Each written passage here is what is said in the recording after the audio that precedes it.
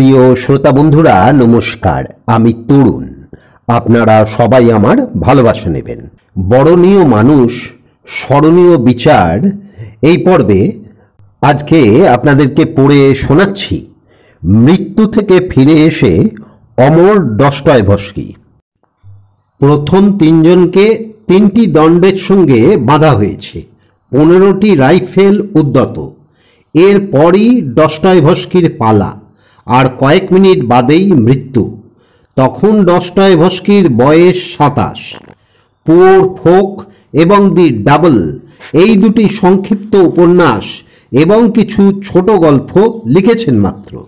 তিনি তখন রাশিয়ার সাহিত্যে বিস্ময়কর উদীয়মান প্রতিভা, এবং সে সময় মৃত্যু হলে দ্বিতীয় শ্রেণীর লেখক হিসেবে গণ্য হতেন কিছুদিন, এবং বিস্মৃত হতেন শতাব্দী শেষ হবার আগেই।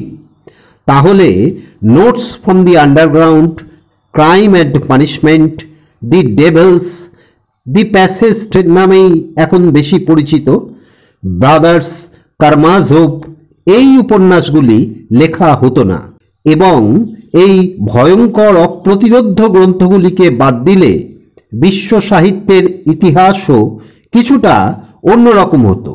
নির্যাতিত অপমানিত মানুষের অমর জয়গাথা, দ্বিধা বিভক্ত মানুষের আত্মহনন এবং পরিশুদ্ধির আখ্যান রচিত হবার জন্য মহাসময়কে আরও অপেক্ষা করতে হতো।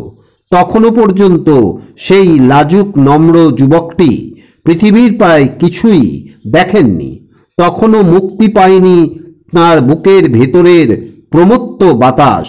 কিন্তু সে সময় ডস্টয়ভস্কির মৃত্যু হয়নি। তারপরেও প্রায় 33 বছর বেঁচে ছিলেন, কিন্তু চরম মুহূর্তে আবার বেঁচে ওঠা মৃত্যুরও অধিক। বদ্ধভূমি থেকে ফেরার পর দীর্ঘ কারাজীবনের যে বর্ণনা তিনি পরে লিখেছেন তার নাম দিয়েছিলেন হাউস অব দি ডেড। তার এই মৃত্যুদণ্ডের নাটকীয় ঘটনাটিকে ট্র্যাজেডি বলা উচিত না প্রহসন তা ঠিক করা দুরূহ। এমন মর্মান্তিক, করুণ এবং নিতান্ত হাস্যকর ঘটনার সমাবেশ আর কোনো বিখ্যাত মনীষীর জীবনে হয়তো ঘটেনি। জীবনে এমন বহু কাজ করেছেন ডস্টয়ভস্কি যাকে হয়তো বলা যেতে পারে অন্যায় কিংবা পাপ। যেমন নিজেকে তিনি মনে করতেন পিতৃহন্তা। বহু লোকের টাকা ধার নিয়ে শোধ দিতে পারেননি। নিজের স্ত্রী পুত্র কন্যাকে উপবাসে রেখে জুয়া খেলে শেষ কপর্দা কুড়িয়েছেন বহুবার। 9-10 বছরের একটি বালিকার ওপর স্নানাগারে শারীরিক অত্যাচার করেছিলেন। খুব সম্ভবত এ ঘটনাটি সত্য নয়। তাঁর দি পসেসড উপন্যাসে এরকম একটি পরিস্থিতির বর্ণনা আছে। অন্যান্য বহু রচনাতেই বয়স্ক পুরুষ ও বালিকার সম্পর্কের কথা দেখা যায়। তার নিজের দ্বিতীয় স্ত্রীর সঙ্গেও বয়সের তফাৎ ছিল প্রায় 25 বছর। ওই কাহিনী নিজের মুখে বলেছেন অনেকবার, এবং বলেছিলেন, আমি সেই স্কাউন্ডেল যে ওই কাজ করেছি। কিন্তু তিনি যে সত্যিই করেছিলেন তার কোনো প্রমাণ নেই। সম্ভবত অন্যান্য বহু ঘটনার মতো এটাও একটি ডস্টয়ভস্কির বদ্ধমূল ভুল বিশ্বাস। তাঁর মৃত্যুর পর এক বন্ধু টলস্টয়কে চিঠিতে এ ঘটনা লিখে জানান। এ সম্পর্কে গল্পটি এই: স্নানাগারে ওই কুকীর্তিটি করার পর ডস্টয়ভস্কি অত্যন্ত অনুতপ্ত, শোকার্ত এবং বিচলিত হয়ে পড়েন। তখন তার বন্ধুরা বলে যে পাপ থেকে মুক্তি পাবার উপায় হল পরিতাপ এবং স্বীকারোক্তি। যে তার সবচেয়ে বড় শত্রু তার কাছেই স্বীকারোক্তি দেওয়া উচিত।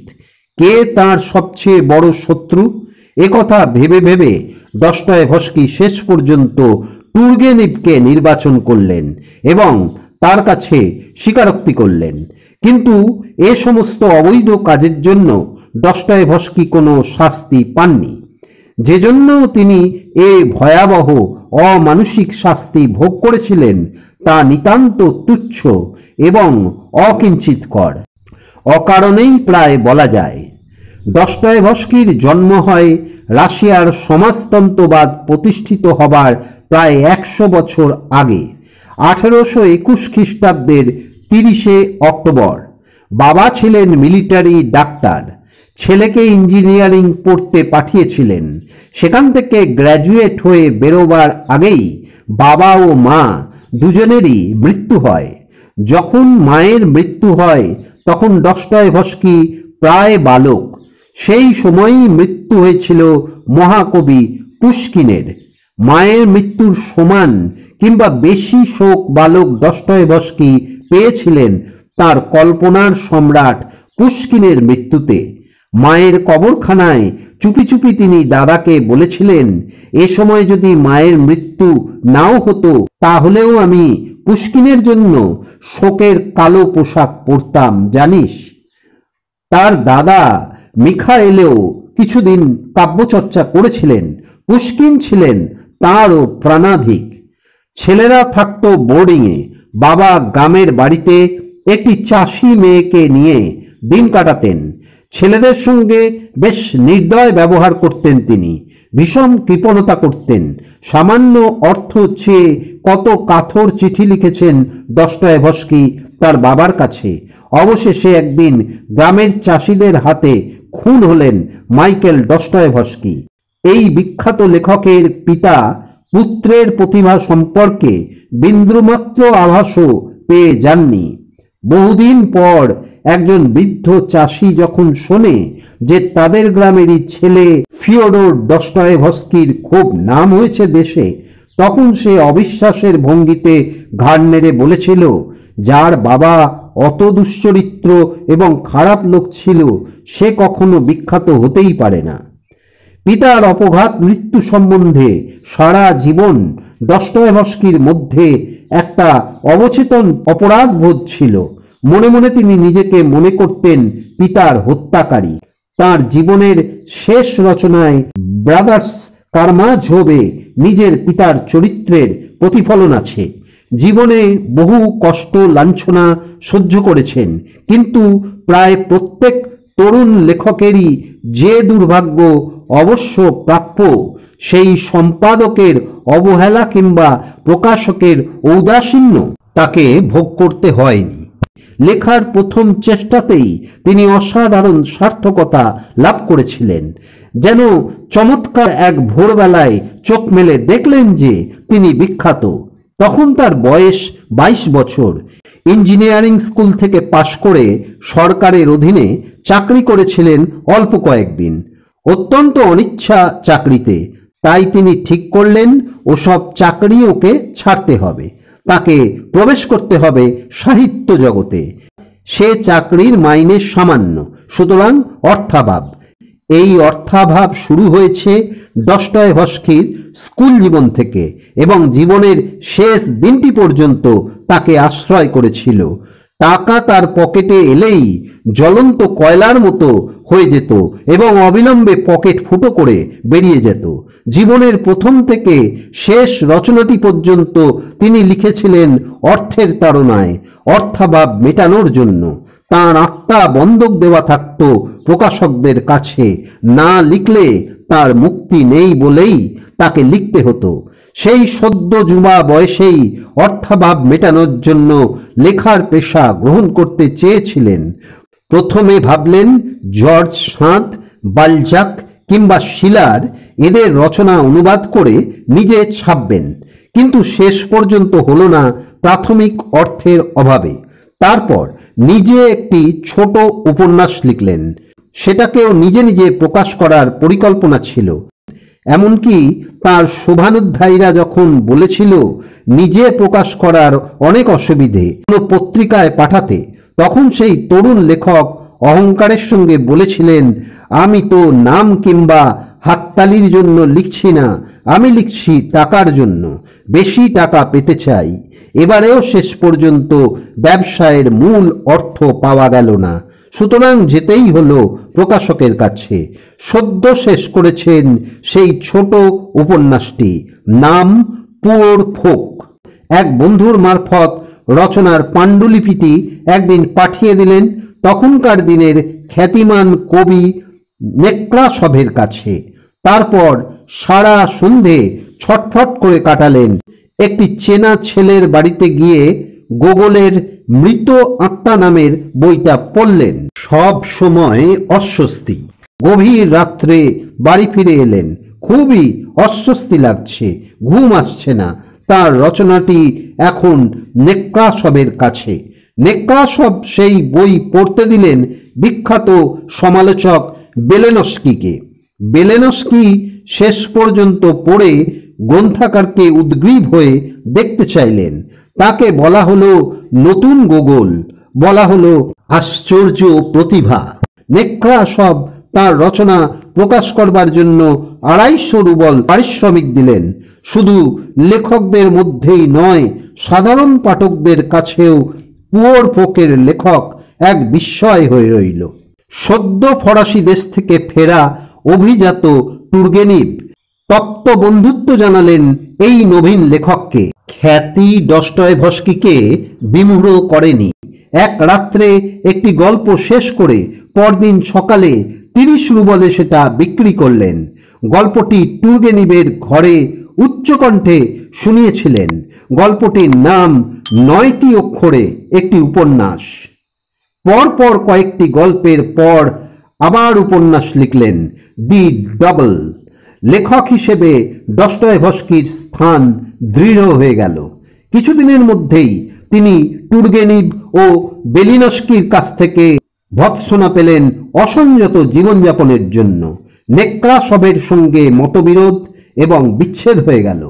বেলিনস্কি কাগজে তার সমালোচনা করে যথেষ্ট নিন্দে করলেন। দি ডবলের সাহিত্যমূল্য অস্বীকার করলেন।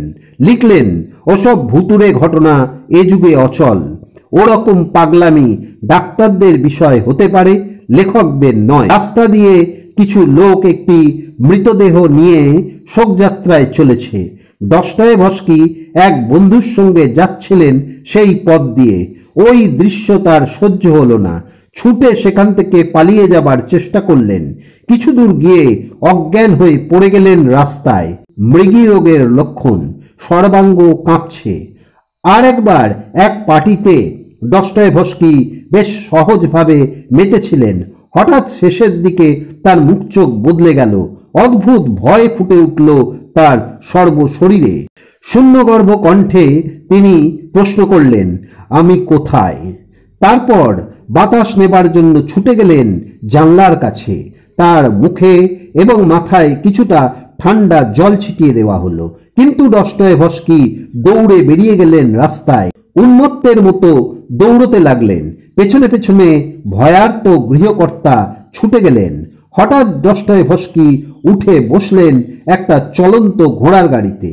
তার অনুসন্ধানকারী বহুক্ষণ বাদে তাকে খুঁজে পেলেন এক হাসপাতালের দরজায়।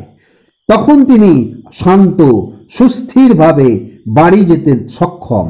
বারবার কোনো নির্দিষ্ট ব্যবধান না রেখে সারা জীবন ডস্টয়েভস্কি এই স্নায়বিক রোগে ভুগেছেন। প্রতি আক্রমণের পর 2-3 দিন তার শরীর ভেঙে থাকত। মনস্তত্ত্ববিদ ফ্রয়েড এই অসুখের কারণ সম্বন্ধে বলেছেন ইডিপাস কমপ্লেক্স। তিনি পিতাকে ভালোবাসতে চেয়েছিলেন এবং পিতা তাকে ঘৃণা করতেন।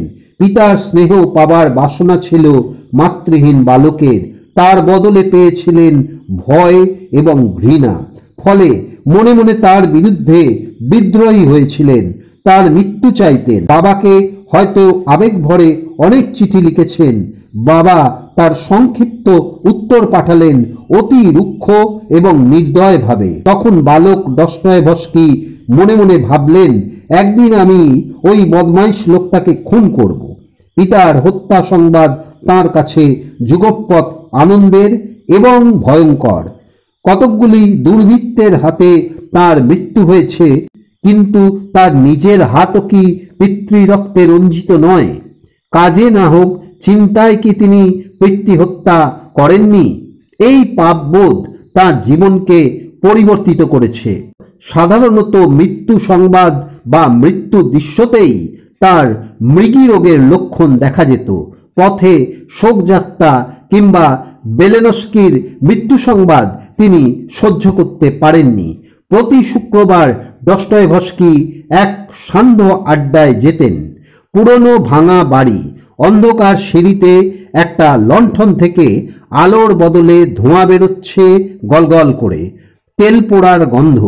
সেখান দিয়ে উঠে আসতেন একটা গুমোট বসবার ঘরে, পেট্রোসভস্কির আসরে। তামাকের ধোঁয়ায় ঘর ভর্তি। সেখানে কিছু লোক বসে আছেন। তারা কেউ সরকারি অফিসের কেরানি, কেউ শিক্ষক, সাহিত্যিক, ইউনিভার্সিটির ছাত্র। এরা সব বিপ্লবী। এরা এখানে বসে তর্ক বিতর্ক, বক্তৃতা করতেন। সম্রাট, ঈশ্বর, পরিবার, দাসপ্রথা এইসব আক্রমণ করে কথাবার্তা হতো। দস্তয়েভস্কি অধিকাংশ সময়ই একা কোণে বসে চুপ করে শুনতেন। মাঝে মাঝে যখন কথা বলতেন তাকে মনে হতো খুবই আন্তরিক। সেখানে পেট্রোসভস্কির একটি ছোট লাইব্রেরি ছিল। কিছু নিষিদ্ধ বিদেশি বই পাওয়া যেত সেখানে। ইউটোপিশিয়ানদের মতবাদ, বিশেষত কুরিয়েরের, তাদের প্রিয় ছিল। তারা এক সরল অনাড়ম্বর পৃথিবীর স্বপ্ন দেখতেন, যেখানে মানুষ আর প্রকৃতি এক হয়ে মিশে থাকবে। এই আড্ডায় তাস খেলা নিষিদ্ধ ছিল। মাঝে মাঝে ভোজ হতো রাত্রে। ভোজ সভায় বক্তৃতা দিতেন কেউ কেউ। একদিন এক উত্তেজিত বক্তা বললেন, আমাদের কাজ শুধু আলাপ আলোচনা কিংবা স্বপ্ন দেখা নয়। চতুর্দিকে এই অত্যাচার, ধ্বংস, দারিদ্র, অপমানের অবসান ঘটিয়ে আনন্দময় সুখী পৃথিবী স্থাপন করতে হবে। কাজ চাই, আর কথা নয়। প্রকৃতপক্ষে যারা সেখানে উপস্থিত হতেন তারা কেউ কর্মী দলের নন, সকলেই বুদ্ধিজীবী। কোনরূপ শৃঙ্খলাবদ্ধ সমিতি ছিল না সেখানে। সত্যিকারের বিপ্লব ঘটাবার শক্তি ছিল না কারুর। তাদের পক্ষে সম্ভব ছিল চিন্তার মুক্তি আনা, দেশের মুক্তি নয়। তবুও নানা রকম পরিকল্পনা হতো। একটা প্রেস খুলে গোপনে নিষিদ্ধ পুঁথি ছাপবার কথা হয়। প্রেসের যন্ত্রপাতিও কিছু কেনা হলো। প্রেসের ভার দেওয়া হয়েছিল উৎসাহিত দস্তয়েভস্কিকে। কিন্তু সে প্রেস থেকে শেষ পর্যন্ত একটি অক্ষরও ছাপা হয়নি। একজন পদস্থ সামরিক অফিসার একটি প্রবন্ধ পড়ে শোনালেন। তাতে আছে যে খড় মেশানো অশ্বপুরীষের মতো যে খাদ্য কৃষকেরা খায়, সম্রাট নিকোলাস জারকেও কিছুদিন সেই খাদ্য খাওয়ানো উচিত। তাহলে তিনি গরিবের দুঃখ বুঝতে পারবেন। একটা গোপন ভাতৃসংঘ স্থাপনের কথাও হলো। রবীন্দ্রনাথের জীবন স্মৃতিতে তার জ্যোতিদাদার যে বাকসর্বস্ব বিপ্লবী সমিতির হাস্যরসাত্মক বর্ণনা আছে, পেট্রোসভস্কির শুক্রবারের আড্ডাও তার চেয়ে খুব ভয়াবহ কিছু ছিল না। কিন্তু এই দলের মধ্যে গোয়েন্দা ঢুকেছিল। এই সামান্য বিষয়গুলি সাতকাহন করে জানানো হয়েছিল সরকারের কাছে। একদিন সকালবেলা ঘুম ভেঙে দস্তয়েভস্কি দেখলেন তার ঘরে পুলিশ। কোনো যুক্তি না দেখিয়ে তাকে গ্রেপ্তার করে নিয়ে যাওয়া হলো এবং বন্দি করে রাখা হলো দুর্গে। তার বই এবং পাণ্ডুলিপি রয়ে গেল বাড়িতে। তার নিজের পোশাক খুলে নেওয়া হলো। তার নাম পর্যন্ত মুছে দেওয়া হলো একটি নম্বরে, 7 নম্বর কয়েদি। আলোহীন ছোট্ট কুঠুরিতে একা আবদ্ধ, কোনো মনুষ্যকণ্ঠ নেই। সারা দিনে চাবির শব্দ বা শাস্ত্রীর জুতোর আওয়াজ ছাড়া কিছু নেই। একা, এমনকি এক টুকরো কাগজ কলমও নেই।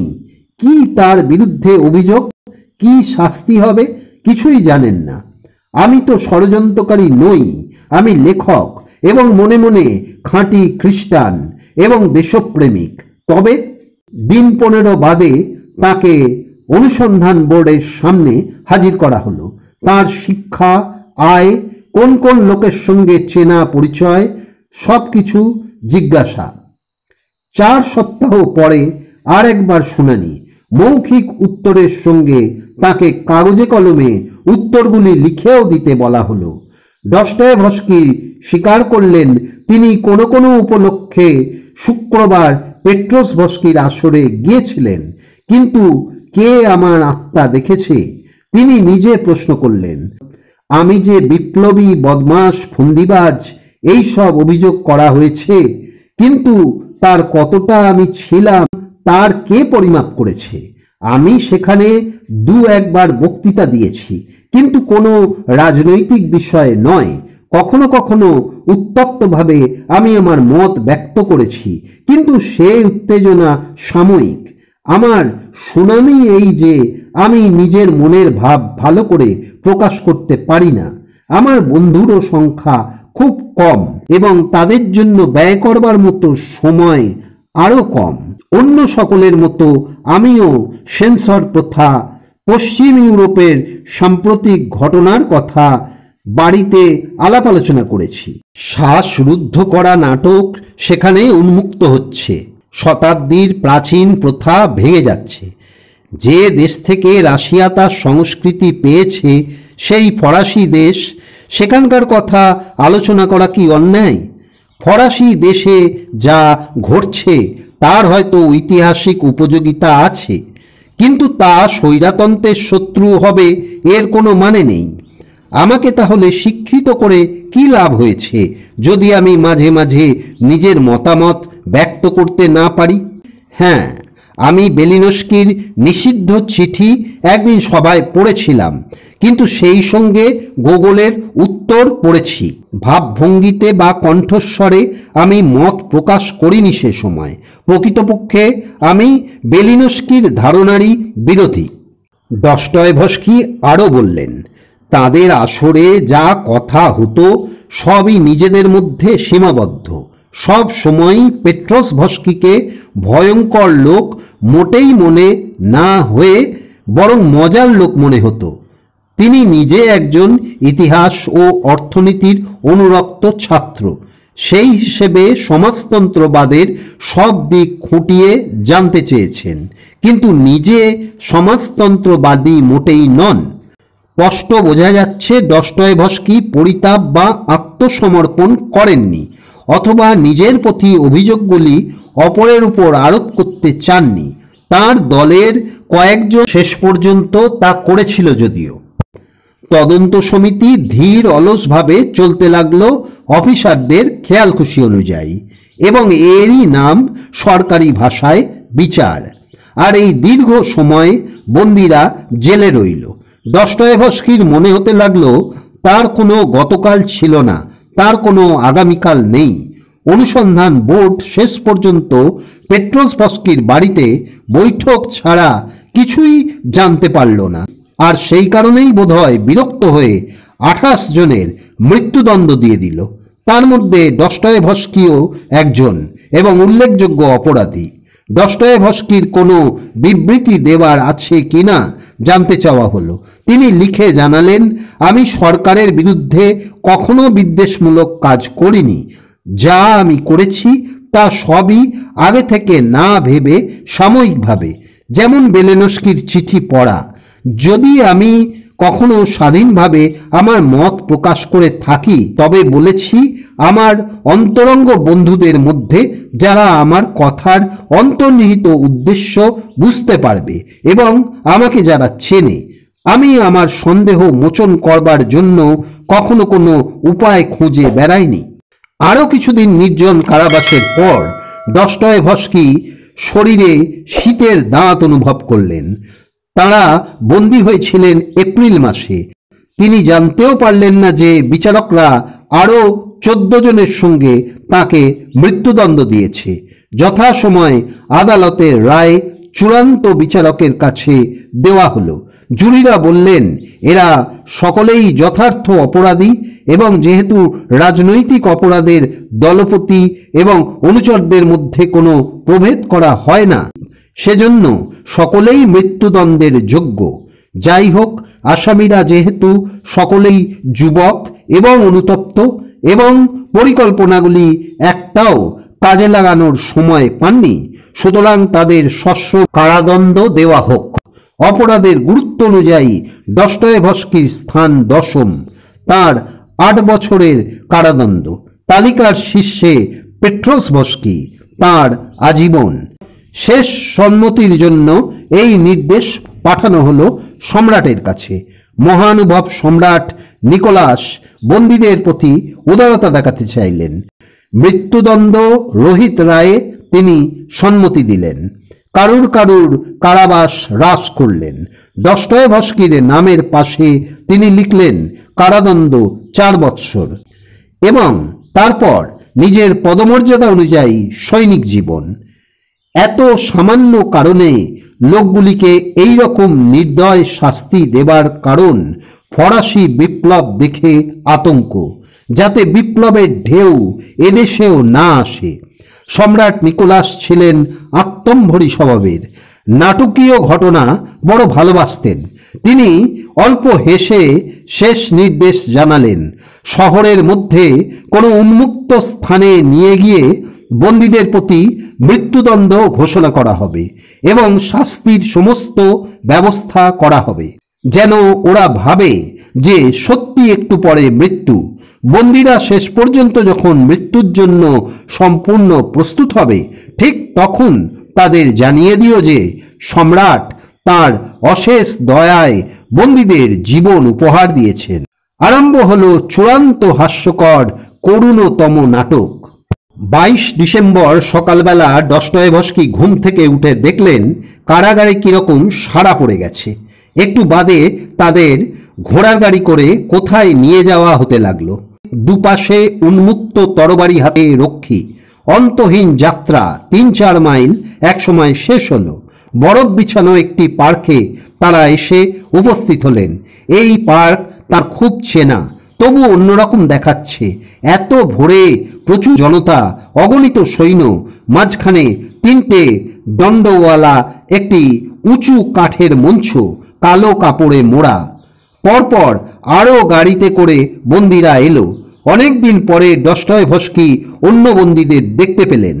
তাদের সঙ্গে করমর্দন করে একটু খোশ গল্প আরম্ভ করবেন, এমন সময় সেনাপতি মহাশয় এসে সকলকে লাইন ধরে দাঁড় করিয়ে দিলেন। তারপর এলো এক কবরের পোশাক পরা পুরোহিত। সে সকলকে নিয়ে গেল বদ্ধ মঞ্চে। এবার 2 লাইনে সকলকে দাঁড় করানো হলো। সকলেই এবার ঘটনাটা বুঝতে পেরেছে। অনেকের মুখ বিবর্ণ, কেউ কেউ আতঙ্কে চিৎকার করে উঠল। 2-1 অজ্ঞান হয়ে পড়ে গেল মাটিতে। আবার তাদের তুলে দেওয়া হলো। কথা বলা বারণ, তাই দস্তয়েভস্কি ফিসফিস করে পাশের লোকটিকে তিনি জেলে বসে শেষ যে গল্পটি ভেবেছিলেন তার প্লট শোনাবার চেষ্টা করতে লাগলেন। তিনি মরে গেলে গল্পটা আর কারুকে পাঠানো যাবে না, এই ভেবে একটু খারাপ লাগলো। অত্যধিক স্নায়বিক উত্তেজনাবশতই হয়তো তাকে খুব শান্ত দেখাচ্ছিল। একজন কেরানি এসে নাম ধরে ধরে শাস্তি উচ্চারণ করে গেল। দস্তয়েভস্কি কান পেতে শুনতে পেলেন বারবার একই কথা, ঠিক যেন গানের ধুয়োর মতো মনে হচ্ছে। হঠাৎ শুনলেন ফিওডর মিখাইলোভিচ দস্তয়েভস্কি মৃত্যুদণ্ড, গুলি করিয়া হত্যা। এ যেন অপরিচিত কারু নাম, তার নয়। গায়ে পাতলা জামা, শীতে কাঁপুনি আসছিল। এমন সময় হঠাৎ রোদ উঠতে এমন আরাম লাগলো যে দস্তয়েভস্কি তার পাশের লোকটিকে বললেন, আমরা সত্যি কি আর মরব? তার সঙ্গী ইশারায় একটা ঢাকা গাড়ি দেখালেন, যার মধ্যে তাদের কফিনগুলো আনা হয়েছে। কেরানির পর এলো পাদ্রী। পাপের বেতন মৃত্যু উচ্চারণ করল। তারপর নাতি দীর্ঘ উপদেশ। অনেকের সঙ্গে দস্তয়েভস্কিও ক্রুশের গায়ে চুম্বন করলেন। তার দি ইডিয়ট উপন্যাসে ঠিক এরকম একটি দৃশ্য আছে, যেখানে মৃত্যুদণ্ডে দণ্ডিত ব্যক্তি ছুটে গিয়ে লোভীর মতো ক্রুশের গায়ে অশ্ব চেপে ধরেছিল, যেন এটা তার ভীষণ প্রয়োজনীয়। চুম্বন করার পরই সে অনুভব করল সে সমস্ত মানুষের দ্বারা পরিত্যক্ত হয়ে গেল। সে অসহায়, একা। হঠাৎ সেনাপতি এসে পাদ্রীকে গম্ভীরভাবে সরে যেতে বললেন। তারপর 2 সৈনিক এসে বন্দীদের মাথার উপর 2খানা তরবারি ভেঙে ফেলল। এতে যার যার ব্যক্তিগত মর্যাদার অবসান হলো। দস্টয়েভস্কিও এই অপমানের অনুষ্ঠান সহ্য করার জন্য হাঁটু মুড়ে বসলেন। তারপর দণ্ডিতরা শেষবারের মতো প্রসাধন করে নিল সেখানেই। বাইরের জামা খুলে তাঁরা সকলে সাদা লিনেনের ঢোলা জামা পরে নিলেন। একজনের রসবোধ তখনও শুকিয়ে যায়নি, চেঁচিয়ে জিজ্ঞেস করল, আমাকে এই জোব্বাটায় কেমন দেখাচ্ছে? হঠাৎ নিস্তব্ধতা নেমে এলো। রক্ষীরা পেট্রোসভস্কি এবং আর দুজনকে নিয়ে বেঁধে ফেলল তিনটি দ্বন্দ্বের সামনে। সেনাপতির হুকুমে 15 জন সৈনিক রাইফেল তুলে দাঁড়ালো। দস্টয়েভস্কি সামনের দিকেই দাঁড়িয়েছিলেন। 5 জনের পর এর পরের বার তাদের 3 জনের পালা। এত শীঘ্র মৃত্যু! ক্রাইম অ্যান্ড পানিশমেন্টে রাসকলনিকভ ভেবেছিলেন মৃত্যুর ঠিক 1 ঘন্টা আগে কোনো দণ্ডিত আসামি ভাবতে পারে বা বলতে চায়, যদি তাকে বাঁচতে দেওয়া হয় কোনো উঁচু জায়গাতে, কোনো পাহাড়ে শুধু দাঁড়াবার জায়গা আছে এমন কোনো খাদের কিনারে, তার চতুর্দিকে বিপদ, সমুদ্র, অসীম অন্ধকার, অনন্ত নির্জনতা, অবিরাম ঝড়, যদি তাকে 1 গজ জমির উপর দাঁড়িয়ে থাকতে বলা হয় সারা জীবন, 1 সহস্র বৎসর, অনন্তকাল, তবুও এই মুহূর্তের মৃত্যুর চেয়ে তা ভালো। শুধু বেঁচে থাকা, বেঁচে থাকা আর বেঁচে থাকা। দি ইডিয়ট উপন্যাসেও দণ্ডিত আসামি মৃত্যুর ঠিক 2 মিনিট আগে ভেবেছিল, ঠিক এখন যদি তাকে জীবন ফিরিয়ে দেওয়া হয় তবে জীবন নিয়ে সে কি করবে, সম্মুখে বিস্তৃত অনন্তকাল নিয়ে কি করবে সে। এই চিন্তা তাকে এত উত্তেজিত করে তোলে যে সে ভাবে তাকে যেন এক্ষুনি গুলি করে মারা হয়। এগুলি দস্টয়েভস্কির নিজের অভিজ্ঞতা থেকে লেখা। শেষ মুহূর্তে তিনি উদাসীন হয়ে গিয়েছিলেন। মরতে দুঃখ ছিল না। চারপাশের সবকিছুই যেন অকিঞ্চিতকর। পাশে দাঁড়ানো দুজনকে আলিঙ্গন করলেন। সেই উষ্ণ স্পর্শ 1 মুহূর্তের জন্য ভালো লাগলো। রেডি, লক্ষ্য স্থির করো। সেনাপতির গর্জন শোনা গেল। 15টি বন্দুক 3 জন মানুষের দিকে মুখ ফেরালো। এমন সময় একটি ড্রামের শব্দ শোনা গেল দূর থেকে। দ্রুত ঘোড়ার গাড়ি থেকে নেমে একজন অফিসার সম্রাটের দয়ার হুকুম পড়লেন। বন্দুকের মুখ ওপরে উঠে গেল। 3 জনের বাঁধন খুলে দেওয়া হলো। নাটক শেষ।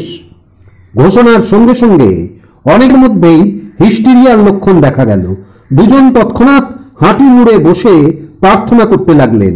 একজন চেঁচিয়ে উঠল, সম্রাট যার দীর্ঘজীবী হন। একজন তিক্ত কণ্ঠে বলল, এর চেয়ে আমি মরতেই চেয়েছিলাম। দস্টয়েভস্কির মধ্যে আনন্দ বা দুঃখ, কোনো রকম ভাবান্তর দেখা গেল না। তার মধ্যে তখনও সেই ভয়ঙ্কর উদাসীনতা। সম্রাটের জন্মদিনে তাদের হাতে পায়ে লোহার শিকল পরানো হলো। শিকলের ওজন 10 পাউন্ড। হাঁটতে চলতে পারা যায় না। সেই অবস্থায় তাদের পাঠানো হলো সাইবেরিয়ায়। ওমস্ক শহরের কারাগারে বন্দী রইলেন 4 বছর। নিয়ম অনুযায়ী তার মাথার একদিক কামিয়ে দেওয়া হলো। অন্ধকার ঘরে একটা কাঠের তক্তা তার শয্যা।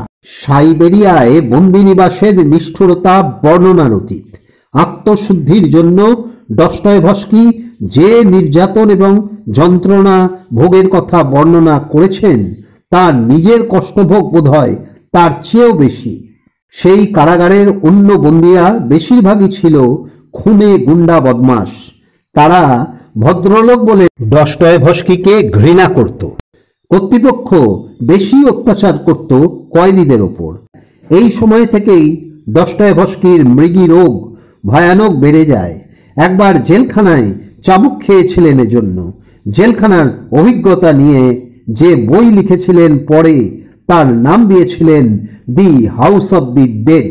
4 বছর কারা জীবনের পর সৈনিক জীবন, তাও কম ঘৃণিত এবং কষ্টকর নয়। সাধারণ সৈনিক থেকে কিছুদিন পর তাকে লেফটেন্যান্ট করা হয়েছিল। 2.5 বছর সৈনিক থাকার পর আপ্রাণ চেষ্টায় তিনি পদত্যাগপত্র মঞ্জুর করিয়ে মুক্তি পান। ওই সময়ই দস্টয়েভস্কির প্রথম প্রেম এবং বিবাহ। এক মাতাল অফিসারের সঙ্গে তার ঘনিষ্ঠতা হয় এবং ক্রমে হৃদ্যতা হয় তার পরিবারের সঙ্গে। ডস্টয়েভস্কি স্বভাবতই ছিলেন নিঃসঙ্গ। সৈনিক জীবনে তার বন্ধু ছিলেন এক তরুণ আইনজীবী, তাকে বহু সাহায্য করেছেন। আর এখন এই মাতাল অফিসারের স্ত্রী, মহিলার নাম মারিয়া ডিমিট্রিয়েভনা। দীর্ঘ কৃশ চেহারা, প্রায় রূপসী, বয়স 30। একটি বাচ্চা ছেলে আছে। কিছুদিন পর মাতাল স্বামীর মৃত্যুর পর মারিয়া অত্যন্ত বিপদে পড়ে। ডস্টয়েভস্কি পাগলের মতো ভালোবেসেছিলেন মারিয়াকে। তার আর্থিক সামর্থ্য কিছুই নেই, তবুও মারিয়াকে বিয়ে করতে চাইলেন। মারিয়াও ভালোবাসতেন তাকে, কিন্তু কিছুতেই বিয়েতে রাজি হতে চাননি। একটি তরুণ স্কুল মাস্টারকে স্বামী হিসেবে ঠিক করেছিলেন, কিন্তু ডস্টয়েভস্কি প্রচুর কান্নাকাটি এবং বাকযুদ্ধের পর বিবাহে সক্ষম হন। মারিয়ার সঙ্গে তার বিবাহ সুখের হয়নি। কিছুদিন পর মৃত্যু হয় মারিয়ার। রেখে গেলেন সেই শিশুপুত্রটি। সে সারা জীবন ডস্টয়েভস্কির কপালে কুগ্রহ হয়েছিল। এশিয়া এবং ইউরোপের সীমান্ত পেরিয়ে ডস্টয়েভস্কি আবার ফিরে এলেন রাশিয়ায়। সাহিত্যক্ষেত্রে নিজেকে পুনঃপ্রতিষ্ঠিত করতে তার বেশি দিন লাগেনি। লেখা ছাপাবার অনুমতি আদায় করতে যেটুকু দেরি হয়েছিল, ফিরে এসে তিনি বিপ্লবীদের সংস্রব একেবারে ত্যাগ করলেন।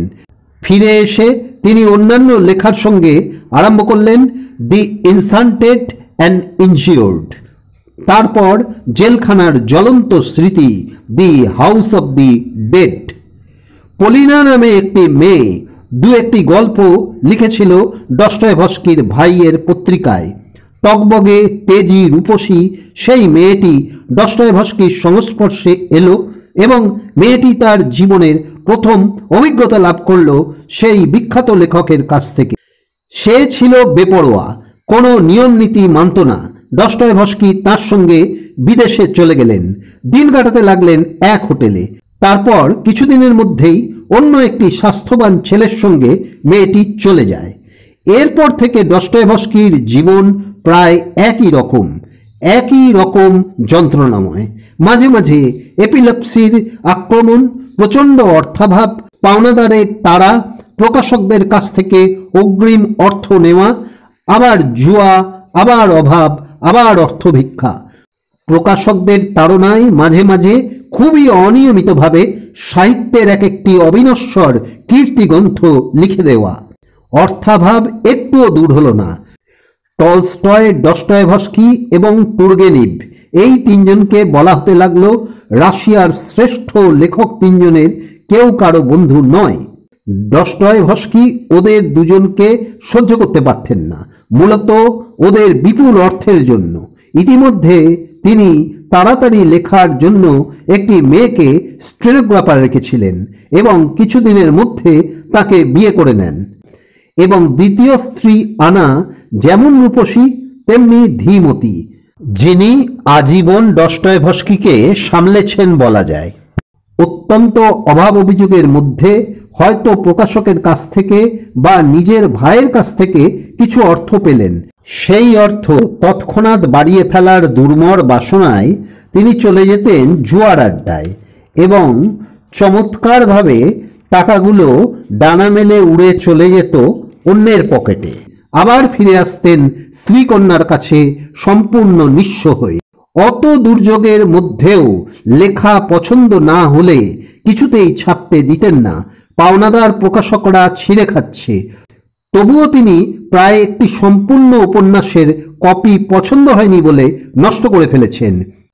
প্রকাশককে ক্রুদ্ধ কণ্ঠে জানিয়েছিলেন তাকে অপেক্ষা করতে হবে, নইলে তার দেওয়া অগ্রিম টাকা সে ফেরত নিতে পারে। কিন্তু ফেরত দেবার কথা দূরে থাক, তার নিজের এবং শিশুকন্যা ও স্ত্রীর খাবার মতো একটি পয়সাও নেই, বরং আরও অগ্রিম চাই। একবার জুয়া খেলায় সর্বস্ব হেরে হোটেলে বাঁধা পড়ে আছেন। নিজের কোট প্যান্ট, এমনকি আন্ডারওয়্যার এবং স্ত্রীর গাউন পর্যন্ত বন্ধকি দোকানে। উপন্যাসের খানিকটা পাণ্ডুলিপি পর্যন্ত তৈরি আছে, কিন্তু পাঠাবার মতো ডাক টিকিটের পয়সা নেই। তখন তিনি দেশ বরেণ্য লেখক, 60 বছর বেঁচে ছিলেন তিনি। প্রায় শেষ 2-1 বছরে, বিশেষত ব্রাদার্স কারামাঝোভ যখন প্রকাশিত হতে শুরু হয়, তখন দেশের কাছ থেকে কিছু সম্মান পেয়েছিলেন। তার স্ত্রী স্বামীর বইগুলি নিজে প্রকাশ করবার ব্যবস্থা করে কিছু অর্থ সাফল্য লাভ করেছিলেন। শেষ পর্যন্ত প্রবক্তার সম্মান পেয়েছিলেন তিনি। অনেকে নিজের ব্যক্তিগত দুঃখের কথা তার কাছে জানিয়ে সান্ত্বনা চাইত। হঠাৎ একদিন মুখ দিয়ে রক্ত উঠতে থাকে তার। সেই অবস্থায় 3 দিন ছিলেন। মৃত্যুর কিছু আগে বাইবেলের যে কোনো পাতা খুলে স্ত্রীকে পড়তে বললেন। আনা খুলেই ওপরের লাইন পড়লেন, ডু দাও নট অবটেন মি। একটু শুনে ডস্টয়েভস্কি লাইনটা একবার আবৃত্তি করলেন, তারপর বললেন, তার মানে আমাকে মরতে হবে। একথা বলে নিজেই স্ত্রী পুত্র কন্যাকে সান্ত্বনা দিতে লাগলেন। জীবিত অবস্থাতেই ডস্টয়েভস্কির বই অনুবাদ হতে শুরু হয়েছিল। তার বই খুবই জনপ্রিয় হয় জার্মানিতে। টমাস মান তাকে নিয়ে প্রবন্ধ লিখেছেন। ক্রমে এই নিষ্ঠুর প্রতিভাবানের কীর্তি ছড়ালো ফ্রান্সে এবং ইংরেজি ভাষার জগতে। কেউ কেউ তাকে বললেন ইউরোপের ধ্বংসের প্রবক্তা। সমাজতন্ত্রী রাশিয়ায় কিছুদিন তার প্রচার বিঘ্নিত করা হয়েছিল। গোর্কি কিছুতেই পছন্দ করেননি তাকে, বলেছেন প্রতিক্রিয়াশীল। তার উপন্যাসের নাট্যরূপের অভিনয়ে আপত্তি করেছিলেন। এখন রাশিয়ায় তার সম্পর্কে মিশ্র মতামত। বাকি পৃথিবীতে তিনি সমস্ত লেখকদের কাছে প্রতিভার বিপুল বিস্ময়।